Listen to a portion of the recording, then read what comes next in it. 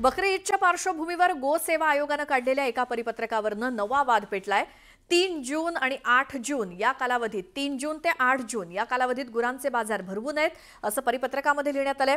कृषी उत्पन्न बाजार समित्यांना हे पत्र लिहिण्यात आलंय। बकरी ईद 7 तारखेला साजरी केली जाते। या पत्रामध्ये गोवंश हत्या बंदी कायद्याचा उल्लेख केला असला तरी गुरांचे बाजार बंद ठेवावे म्हटल्यानं वाद पेटलेला आहे। मुख्यमंत्री देवेंद्र फडणवीसांशी झालेल्या बैठकीत परिपत्रक मागे घेऊ असं आश्वासन खात्याच्या सचिवांनी दिलं। मात्र हे पत्र जाहीर न झाल्यामुळे एमपीएससी समित्या काय करतात याकडे सर्वांचं लक्ष लागलंय।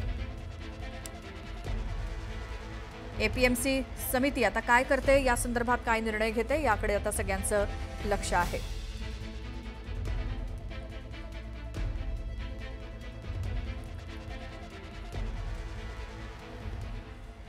तर बकरी ईदच्या पार्श्वभूमीवर गोवंशाची कत्तल होऊ नये यासाठी नाशिक जिल्ह्यातील बाजार समितीत भरणारे गुरांचे सर्व बाजार आजपासून 8 जून पर्यंत बंद झालेत। त्यामुळे गुरांच्या बाजारामध्ये सध्या शुकशुकाट आहे।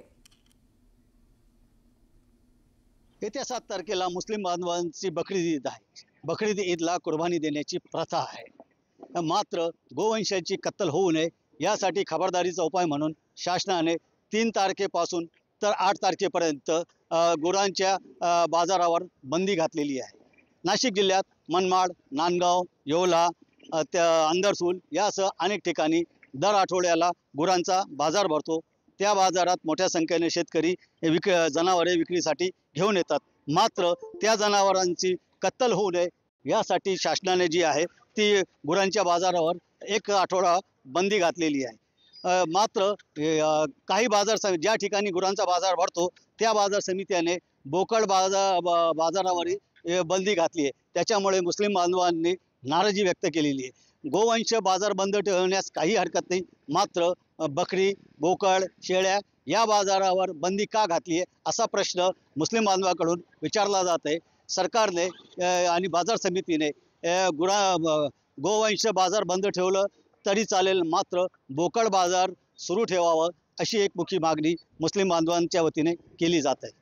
बब्बू शेख, न्यूज 18 लोकमत, मनमाड।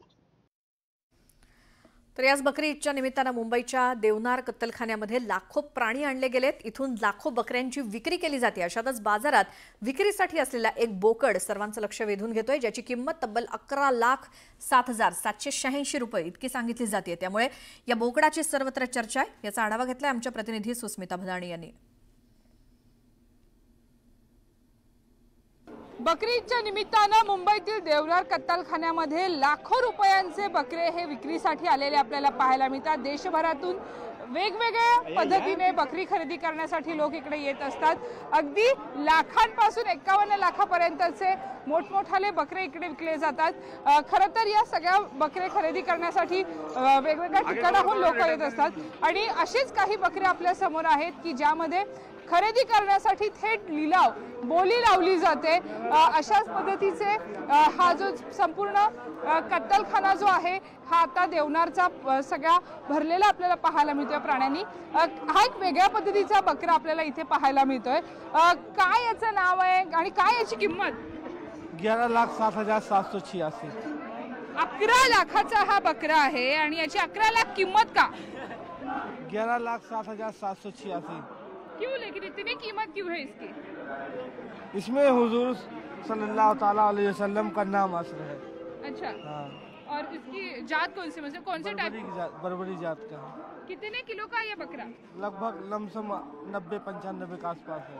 90-95 किलोचा हा एक बकरा आहे, ज्याच्या किंमत साधारणपणे 11 लाख रुपये असल्याचं आपल्याला पाहायला मिळतंय। अल्लाचं नाव त्याच्यावरती लिहिलेलं आहे असंही त्यात म्हटलेलं आहे। त्यामुळं अशा पद्धतीने विक्रमी किंमत बकरी ईदच्या निमित्तानं या देवनार येथील अनेक प्राण्यांवरती लावली जाते। कुर्बानी इकडे दिली जाते आणि त्या निमित्तानं संपूर्ण देवनार परिसरामध्ये देशभरातून महाराष्ट्राच्या कानाकोपऱ्यातून प्राणी आणले जातात, त्यांची व्यवस्था केली जाते, त्यांची कत्तल सुद्धा याच ठिकाणी केली जाते। व्हिडिओ जर्नलिस्ट उमेश सह सुस्मिता भदाणे पाटील, न्यूज 18 लोकमत, मुंबई।